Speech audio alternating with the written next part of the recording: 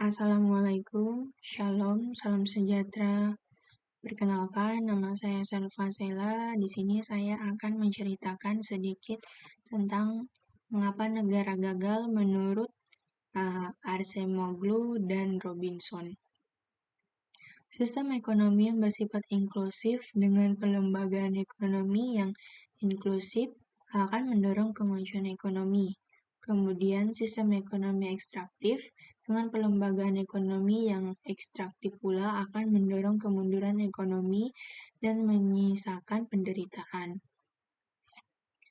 Sedangkan dari sudut pandang politik, keduanya mengatakan bahwa kemajuan politik sendiri didorong oleh sistem dan pelembagaan politik yang inklusif. Kemudian keduanya juga mengungkapkan bahwa hubungan suku bangsa, budaya, dan posisi geografis sebenarnya tidak menentukan pertumbuhan ekonomi dalam suatu negara. Lalu keduanya mengungkapkan bahwa kemajuan Amerika Serikat sendiri bukanlah karena faktor kekayaan alamnya, seperti contoh yang dikemukakan oleh Nagolas di Arizona, Amerika Serikat, dengan Nagolas ketika di Sonora, Meksiko, di mana Nagolas di Arizona lebih merasa sejahtera dibandingkan ketika Nagolas berada di Sonora. Dari contoh kasus ini, dengan kota yang terpisah dalam dua negara tersebut, memiliki budaya yang sama, iklim yang sama, letak geografis yang sama, dan kemudian mengapa kondisi ekonominya berbeda? Kondisi Nagolas yang berada di bawah kekuasaan politik Amerika Serikat cenderung lebih bebas dalam mencari pekerjaan, mendapatkan fasilitas publik, dan insentif yang memadai bagi warganya, dikarenakan konstitusi Amerika Serikat menjunjung tinggi kebebasan kepemilikan tanpa harus khawatir untuk dijarah. Sedangkan kondisi Nagolas ketika berada di negara Meksiko malah mendapatkan sebaliknya, di mana negara ini cenderung otoriter dan tidak memiliki keleluasaan bagi masyarakatnya dalam menjamin kesehatan, pendidikan, dan pekerjaan, sehingga tidak mendapatkan insentif yang memadai bagi kehidupan di negara tersebut. Bahkan, untuk angka harapan hidupnya jauh berbeda dengan Nagolas di Amerika Serikat.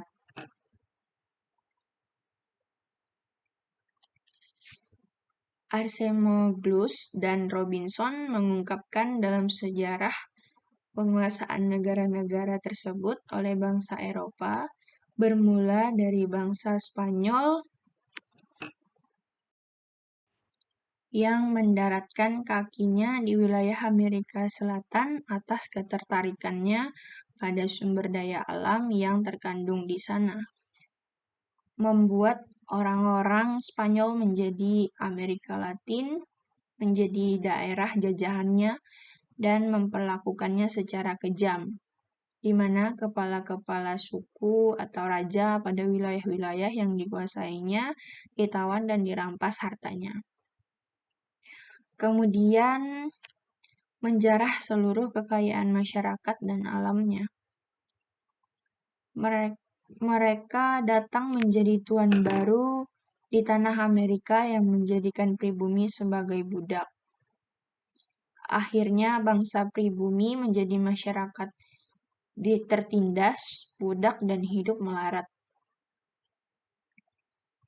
Sedangkan Amerika Serikat awalnya adalah hamparan yang tidak terlalu subur dengan cakupan wilayah yang cukup luas, di mana suku-suku adat hidup di sana. Dengan pencarian mereka, yakni bertani, tidak ada sumber daya mineral dan tambang di sana. Amerika Utara dijadikan koloni Inggris bukan tanpa alasan, tetapi memang sudah tidak mendapatkan negara jajahan. Akhirnya bangsa Inggris harus bersusah payah dalam menguasai Amerika Serikat. Mereka akhirnya merumuskan konstitusi untuk setiap warga negara harus bekerja. Setiap keluarga diberikan 50 hektar tanah untuk dikelola, sehingga kemajuan bidang pertanian berkembang pesat yang mengakibatkan setiap orang Amerika Serikat yang menguasai tanah untuk dikelola mendapatkan insentif yang memadai. Bahkan dapat ikut serta dalam merumuskan undang-undang. Kebalikannya dari wilayah yang dikuasai oleh Spanyol, hanya menjadi negara budak yang tetap terus miskin. Kemudian keduanya juga mengungkapkan bahwa iklim, letak geografis, maupun budaya yang menentukan kemakmuran itu sendiri.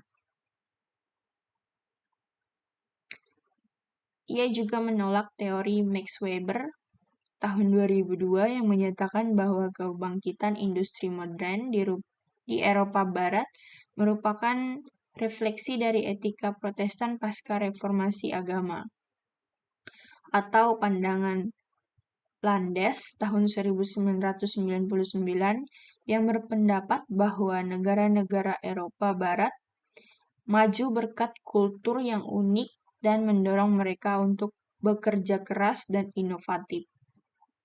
Baginya, ketimpangan ekonomi antara Meksiko dan AS, Jerman Utara, Jerman Barat sebelumnya akhirnya bersatu. Dan Korea Selatan dan Korea Utara merupakan bukti bahwa kekayaan negara tidak ditentukan oleh faktor geografis, namun karena faktor institusi politik. Selanjutnya, menurut keduanya, Amerika Serikat dan Kanada merupakan dua bekas negara jajahan Inggris, sama seperti Sierra Leone dan Nigeria. Namun kedua negara yang disebutkan di awal mampu menjadi negara besar, sementara dua negara terakhir masih berkutat sebagai negara berkembang. Bahkan, menurut Acemoglu dan Robinson, berbagai etika yang muncul seperti semangat gotong royong merupakan hasil dari penerapan dari sebuah institusi dan tidak berdiri sendiri. Dengan demikian, keyakinan, nilai-nilai, dan etika tidak menentukan kemajuan suatu negara.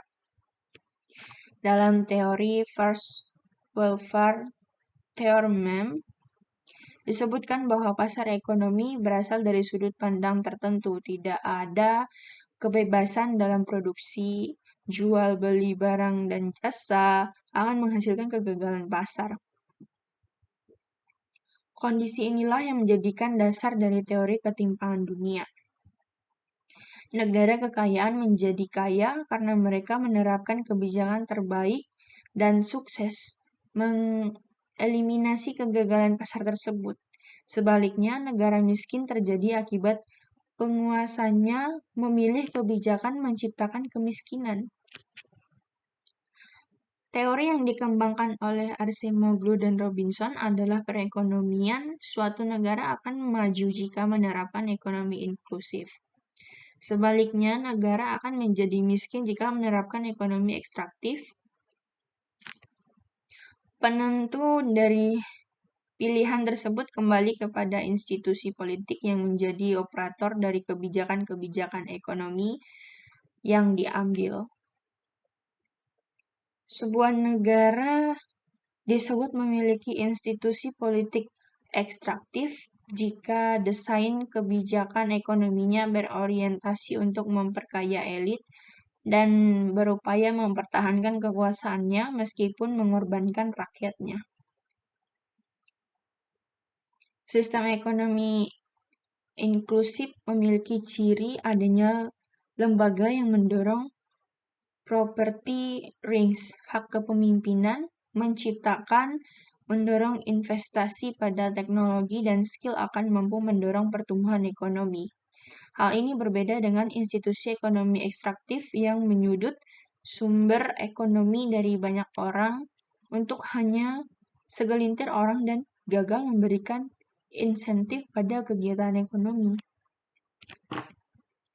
Pemerintah yang ekstraktif akan menjadi lingkaran setan dari kondisi suatu negara yang secara permanen akan mengakibatkan ketimpangan ekonomi. Namun demikian, lingkaran setan tersebut dapat diputuskan apabila faktor-faktor yang saling mendukung, terutama oleh kondisi kritis yang memaksa terjadinya suatu perubahan. Contohnya adalah Revolusi Prancis, Revolusi Inggris, dan Restorasi Meiji di Jepang.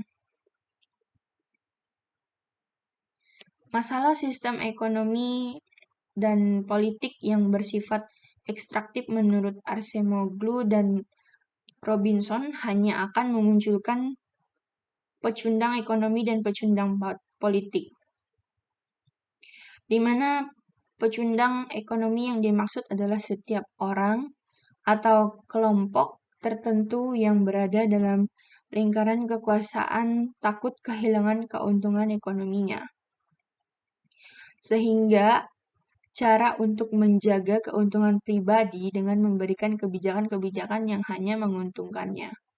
Sedangkan yang dimaksud dengan pecundang politik ialah orang-orang atau kelompok yang enggan kehilangan kekuasaannya sehingga membentuk semacam oligarki kekuasaan politik. Meskipun institusi bersifat ekstraktif yang berupa mencapai pertumbuhan ekonomi maupun politik yang tinggi, tidak akan mampu bertahan lama. Dikarenakan pertumbuhan ekonomi yang berkelanjutan memberikan syarat harus adanya kreativitas. Sedangkan dalam sistem ekstraktif, kreativitas merupakan pola liar yang dapat mengerus eksistensi kekuasaannya.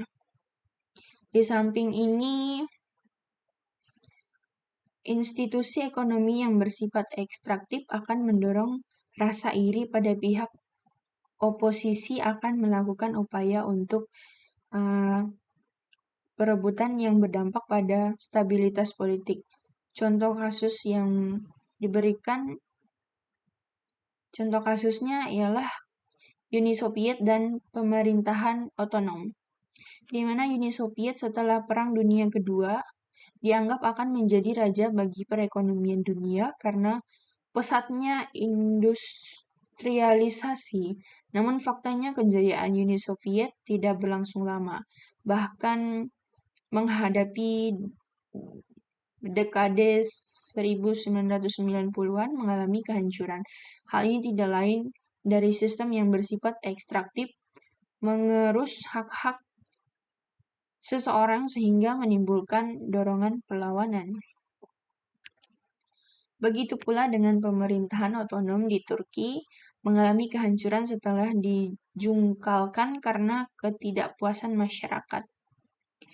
Maka dari contoh tersebut, Acemoglu dan Robinson menekankan kelanggengan suatu sistem ekonomi dan politik akan bertahan lama apabila dikelola melalui lembaga-lembaga inklusif yang menjamin kebebasan masyarakat untuk mendapatkan hak atas kepemilikan individu, kekayaan intelektual, dan kreativitas dalam mengelola urusan ekonomi. Dengan teori yang telah mereka bangun, kemudian memprediksi bahwa eksistensi perekonomian Cina yang kini tumbuh menakjubkan secara perlahan akan mengalami stagnasi. Pasalnya, dominasi Partai Komunis yang dipandang sebagai rezim ekstraktif telah menghalangi kegiatan ekonomi yang kreatif dan inovatif, terkecuali jika negara tersebut melakukan reformasi politik secara ekstrim.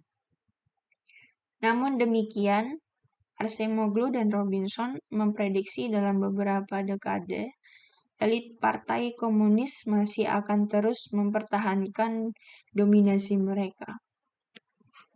Keduanya juga mendasarkan kemajuan ekonomi dan politik ditinjau dari sejarah di mana mereka mengungkapkan revolusi industri yang terjadi di Inggris karena adanya satu episode sejarah dan perbedaan kecil. Wabah pes pada tahun 1348 menyebabkan jumlah petani berkurang sehingga mereka berani menuntut perlakuan yang lebih baik daripada bangsawan tuan tanah dan bahkan melakukan pemberontakan pada tahun 1981. Namun meskipun pemberontakan tersebut gagal, keadaan telah berubah. Pada petani mendapatkan perlakuan lebih baik sehingga lambat laun sistem feodal lenyap. Wabah pes di Eropa Timur juga menimbulkan kelangkaan tenaga kerja. Namun tuan tanah di sana melakukan penindasan lebih kejam, sehingga para petani semakin miskin dan institusi ekonomi ekstraktif terus bertahan selama berabad-abad. Inggris dapat melahirkan reformasi industri dikarenakan pada abad ke-17 telah memilih industri ekonomi inklusif. Namun hal tersebut tidak muncul begitu saja, melainkan melalui berbagai tahap yang cukup rumit, antara lain Perang Saudara. Inggris dan Glorious Revolusi pada tahun 1688. Pemberontakan tersebut mengurangi kekuasaan raja dan memberi wewenang kepada parlemen negara Inggris untuk menentukan struktur ekonomi.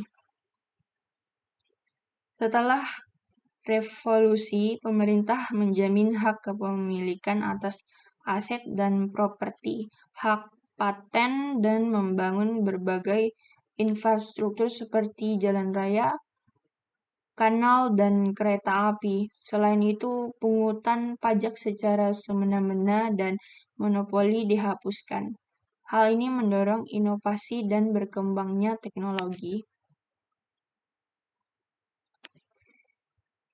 Pemerintahan yang bersifat absolut pada umumnya memiliki institusi ekonomi yang bersifat ekstraktif.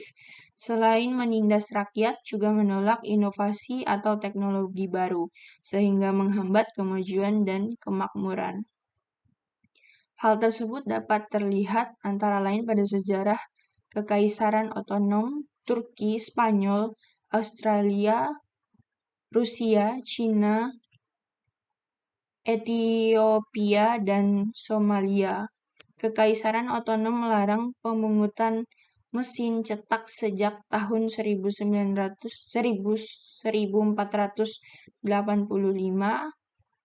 dan pencetakan baru diizinkan pada tahun 1727. Namun buku yang akan dicetak harus melalui sensor ketat, antara lain diperiksa dulu oleh para ahli. Namun ahli hukum syariah. Tidak mengherankan sebuah pencetakan yang sempat berdiri akhirnya tutup pada tahun 1797, buta aksara. Setelah mencoba bertahan selama 45 tahun hanya menerbitkan 24 buku, tingkat orang buta aksara mencapai 98%. Sementara itu di Rusia 1% kelompok ningrat menguasai petani dan pekerja dengan penindasan, sedangkan di Spanyol kerja monopoli perdagangan, tidak melindungi hak rakyat atas kekayaan dan menghalangi masuknya teknologi baru. Demikian pula Kekaisaran Habsburg dan Rusia, keduanya melestarikan feodalisme, menghambat industrialisasi, dan memonopoli perdagangan. Sedangkan Cina melarang perdagangan internasional dan pelayaran sejak tahun 1436, namun negara yang institusi ekonominya paling ekstraktif adalah Ethiopia, di mana raja sangat berkuasa sehingga semua tanah adalah miliknya dan diambil sewaktu-waktu dari rakyat yang sedang menggarap tanah tersebut, dan ketika muncul bangsa Eropa mencari budak, kerajaan langsung memonopoli bisnis tersebut serta menindas rakyat lebih kejam. Jika dikaitkan dengan konteks ke Indonesia, permasalahan yang di atas tadi sudah cukup relevan dengan keadaan kondisi Indonesia sekarang apabila dilihat dengan pandangan Arsemoglu dan Robinson. Sistem ekonomi dan politik Indonesia dapat dikategorikan pada sistem dan perlembagaan ekonomi yang bersifat ekstraktif. Namun, sistem dan perlembagaan politiknya yang cukup inklusif. Dari teori diterangkan bahwa sistem politik inklusif dengan menggunakan sistem ekonomi yang bersifat ekstraktif tidak akan memberikan kepuasan kepada publik, karena segala kebijakan ekonomi akan tetap membelenggu hak-hak warga negara.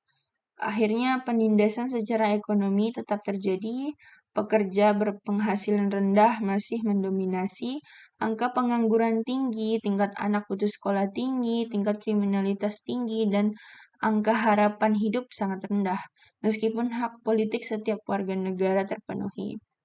Namun, yang paling nyata ialah kapitalis yang berada di lingkaran kekuasaan makin sejahtera karena disongkong dengan regulasi yang mendukung mereka. Artinya pertumbuhan ekonomi secara signifikan hanya berputar pada lingkaran elit saja. Sekian cerita dari saya mengenai mengapa negara gagal menurut Arsemoglu dan Robinson. Terima kasih.